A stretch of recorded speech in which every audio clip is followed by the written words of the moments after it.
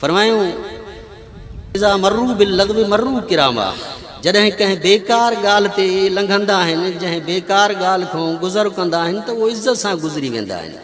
जो ही मुआशिरो अॼुकल्ह जो ॾाढो गंदो थी पियो आहे।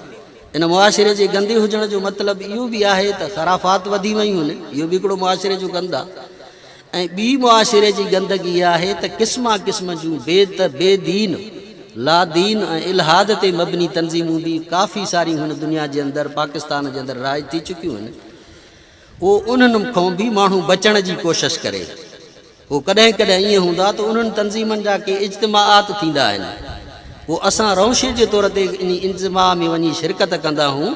इहा असांखे शिरकत उन्हनि जे इज्तिमाआत में न करणु घुरिजे, छो त जेकॾहिं असां शिरकत कंदासीं त शिरकत करण जे करे उन्हनि जी जमात जे इज्तिमा में कसरत थींदी।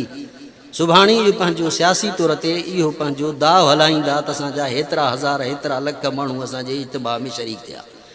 हुज़ूर साईं फरमायो मन कसर सवाद क़ौमिन फहुव मिनहुम, जेको माण्हू जंहिं जमात जी इज्तिमा खे वधाईंदो त ॾींहुं क़यामत जे उनखे बि उन मां ॻणियो वेंदो।